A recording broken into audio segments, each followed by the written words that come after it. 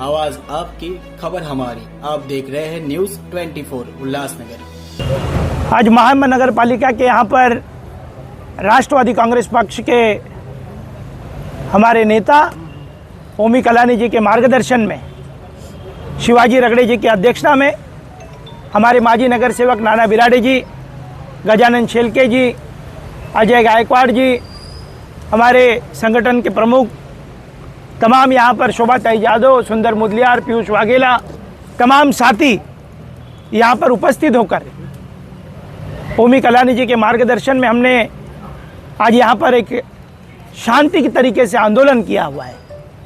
और देश की जो जातिवादी पार्टियां हैं, आज हमारे देश के गृह मंत्री आदरणीय बाबा साहब अम्बेडकर जी के अपमान में जो सदन के अंदर अमित शाह जी ने कहा है कि बाबा साहब क्या कर रहे हो, हमारे देश का, हमारी भावनाओं को ठेस पहुंची है।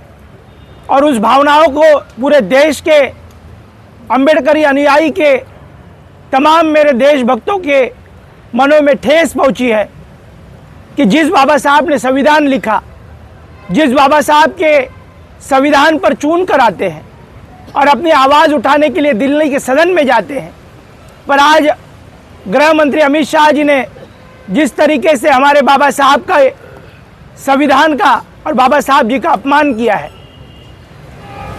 उसी के लिए हम सभी साथी राष्ट्रवादी कांग्रेस पार्टी आदरणीय पवार साहब के तमाम साथी यहाँ पर उपस्थित होकर निषेध व्यक्त कर रहे हैं कि गृह मंत्री जी, आपने सीबीआई और ईडी के मार्फत देश के अंदर सत्ता तो ला दी, पर हमारे बाबा साहब का अपमान हम कभी सहन नहीं करेंगे। हमारे बाबा साहब के संविधान को यदि 400 पार कर देते तो संविधान भी बदल देते ये भारतीय जनता पार्टी की सरकार। और आज खुले सदन में और पूरे देश के अंदर इस तरीके से हमारे बाबा साहब का अपमान किया है। बाबा साहब हमारे मनों में है, हमारे दिलों में है, हमारे भगवान है, हमारा बाप है, और उन बाबा साहब के अपमान हिंदुस्तान कभी भी सहन नहीं करेगा। और आज पूरा देश, एक तरफ राहुल गांधी जी देश के संविधान के तौर पर बाबा साहब के अपमान के तौर पर मैदान में उतरे हैं, दूसरी तरफ जितेंद्र आव्हाड जी महाराष्ट्र के अधिवेशन में आवाज़ उठा रहे हैं। हम तमाम नगर सेवक और बाबा साहब के अनुयायी यहाँ पर पहुंचकर एक ही हमारा नारा है कि हम सभी तमाम साथियों ने नारा दिया है यहाँ पर कि बाबा साहब का अपमान नहीं सहेगा हिंदुस्तान, बाबा साहब का अपमान नहीं सहेगा हिंदुस्तान। माफी मांगो, माफी मांगो, अमित शाह माफी मांगो, माफी मांगो, माफी मांगो, अमित शाह माफी मांगो। ये की लोगों की, देश की तमाम जनता की यही आवाज़ है कि आपने सीबीआई और ईडी के माध्यम से देश के अंदर सरकार लाई होगी, पर आज हमारे बाबा साहब का अपमान हुआ है। ये अपमान हम सहन नहीं करेंगे। हम यही गुजारिश करते हैं, हम राष्ट्रपति से तमाम साथी यही गुहार लगाते हैं प्रधानमंत्री महोदय से कि अमित शाह जी को माफ़ी मांगनी चाहिए। हमारे बाबा का अपमान हुआ है, हमारे बाबा के नाम पर, हमारे डॉक्टर बाबा साहब अम्बेडकर जी के संविधान पर आप लोग डेमोक्रेसी के नाम पर चुनाव जीतते हो और संविधान में खुलेआम हमारे लोगों की, देश के संविधान की मजाक उड़ाए जा रहे हो। मैं तमाम मेरे उल्लासनगर और राष्ट्रवादी कांग्रेस पार्टी ओमी कलानी और पंचम कलानी के माध्यम से, मैं राष्ट्रवादी कांग्रेस पार्टी के माध्यम से आदरणीय गृह मंत्री अमित शाह जी का निषेध व्यक्त करता हूँ। आज जेव्हापासून भारतीय जनता पार्टीची सरकार या देशामध्ये आलेली आहे, सातत्याने विवादास्पद वक्तव्य करणं, यापूर्वीही जे गव्हर्नर राहून गेले होते त्यांनी सावित्रीबाई फुले, महात्मा ज्योतिबा फुले, काही लोकांनी छत्रपती शिवाजी महाराज यांच्याबद्दल सातत्याने आदरात्मक वक्तव्य केली। काल 2 दिवसापूर्वी या देशाचे गृहमंत्री अमित शाह यांनी आमचं दैवत, आमचा बाप, आमचे देव डॉक्टर बाबासाहेब आंबेडकर यांच्याबद्दल निषेधार्थ वक्तव्य केलं। त्यांनी असं म्हटलं की या देशामध्ये सध्या आंबेडकर आंबेडकर आंबेडकर आंबेडकर आंबेडकर बोलण्याची फॅशन आलेली आहे। मी आज अमित शहांना सांगू इच्छितो की डॉक्टर बाबासाहेब आंबेडकर आमच्यासाठी फॅशन नाही, ते आमचं पॅशन आहे, आमचा संघर्षाचं ते प्रतीक आहे।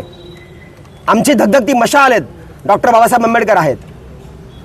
आम्ही देवाचं नाव घेऊन मेल्यानंतर स्वर्गात जाऊ की नाही हे आम्हाला माहीत नाही, परंतु हजारो वर्ष ज्या दलित वंचित बहुजन समाजाला या जाती व्यवस्थेने जिवंतपणे नरकात ढकललं होतं, त्या समाजाला जिवंतपणे या पृथ्वीमध्ये स्वर्ग दाखवण्याचं काम डॉक्टर बाबासाहेब आंबेडकरांनी केलं होतं आणि म्हणून ते आमच्यासाठी देव आहेत, आमचं दैवत आहेत.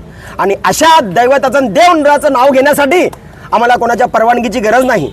आणि जे वक्तव्य अमित शहाजींनी केलेलं आहे ते गुर्मी आहे, एक अहंकार आहे त्यांच्यामध्ये. भारतीय जनता पार्टी सातत्याने समाजामध्ये तेढ निर्माण करणं, द्वेष निर्माण करणं, समाजाचं देशाचं विभाजन करण्याचं काम भारतीय जनता पार्टी आणि या संघ भाजपाई विचारधारेने केलेलं आहे. आम्ही या संघ भाजपाई विचारधारेला चॅलेंज करतो की तुम्ही ज्या प्रकारे 2 दिवसापूर्वी डॉक्टर बाबासाहेब आंबेडकर यांचा अपमान करण्याची हिंमत केलेली आहे, पुन्हा ही हिंमत करू नका. या देशातले आंबेडकरी समाज, दलित Vanchit Bahujan, SC ST OBC minority जर एक झाले तर तुम्हाला पळती भुई कमी पडेल, तुम्ही या देशात राहण्याच्या लायकीचे राहणार नाही. सातत्याने म्हणण्यात आलेलं आहे की तुम्ही जे RSS जे संघ भाजपाई आहात, तुम्ही खरंच भारतीय आहेत की नाही, म्हणून तुमचा जे DNA चेक करण्याची वेळ आलेली आहे. जे तुम्ही या देशात राहूनही, या देशाचं खाऊनही, या देशाचे तुकडे करण्याचं काम भारतीय जनता पार्टी करते. आम्ही आज ओमी कलानी यांच्या मार्गदर्शनाखाली, पंचम कल्याणी यांच्या नेतृत्वाखाली राष्ट्रवादी काँग्रेस पार्टी शरदचंद्र पवार गटाचे सर्व इथे माजी नगरसेवक, मुख्य पदाधिकारी, सर्व कार्यकर्ते उल्हासनगर महानगरपालिकेच्या प्रांगणामध्ये डॉक्टर बाबासाहेब आंबेडकर यांच्या पुतळ्याच्या खाली आम्ही मूक निदर्शन इथे करीत आहोत. आणि या राज्य सरकारचा, या केंद्र सरकारचा, या अमित शहांचा आम्ही जाहीरपणे निषेध करत आहोत. आणि अमित शहांना आम्ही सांगू इच्छितो की तुम्हाला आंबेडकरी जनतेची, या भारत देशाची, या सर्व अनुयायांची माफी मागावी लागेल. आणि जर तुम्ही माफी मागितली नाही तर ही तर फक्त चिंगारी आहे. हे जे आंदोलनाची आग संपूर्ण देशामध्ये पसरेल आणि तुम्हाला सत्ता सोडावी देखील लागेल. ही वेळ तुमच्यावर येऊ नये तर तुम्ही डॉक्टर बाबासाहेब आंबेडकरांना मानणाऱ्या प्रत्येक भारतीयाची माफी मागा आणि पुन्हा हे वक्तव्य करणार नाही याची खबरदारी घ्या. दुसरं म्हणजे या जी शक्ती आहे, तुम्ही पाहताय की काही दिवसांपूर्वी परभणीमध्ये संविधानाच्या प्रतीचे अपमान करण्यात आला, त्याची विटंबना करण्यात आली. अरे तुमची हिंमतच कशी होते, त्याच्यावर तुम्ही काय गुन्हे दाखल केलेले आहेत. खरं तर त्यांच्यावर देशद्रोहाचे गुन्हे दाखल झाले पाहिजे. ज्याप्रमाणे तिरंग्याबरोबर, आपल्या देशाबरोबर, आपल्या राष्ट्रीय ध्वजाबरोबर कोणी अपमान करतो त्यांच्यावर देशद्रोहाचे खटले दाखल होतात, त्याचप्रमाणे जर संविधानाच्या प्रतीची कोणी विटंबना केली असेल त्याच्यावर देखील देशद्रोहाचे खटले दाखल झाले पाहिजे. आणि पुन्हा संविधानाबद्दल किंवा या देशाबद्दल, या देशाच्या प्रतीकांबद्दल किंवा आमच्या महापुरुषांबद्दल कोणीही अपमानास्पद वागणार नाही याची खबरदारी घ्यावी. दुसरं म्हणजे फडणवीस साहेब जेव्हापासून गृहमंत्री आहेत, मग ते खैरलांजलीचं प्रकरण असो की पुन्हा परभणीचं प्रकरण असो, पुन्हा एकदा आमच्या आंदोलनकर्ता जो सूर्यवंशी आहे त्याची पोलीस कोठडीमध्ये त्याची मृत्यू झालेला आहे. आम्ही तर म्हणतो त्याची ती हत्या आहे. गृहमंत्र्यांनी देखील याच्यावर चौकशी करावी आणि जे लोक याच्यामध्ये दोषी आहे त्यांना शिक्षा करावी.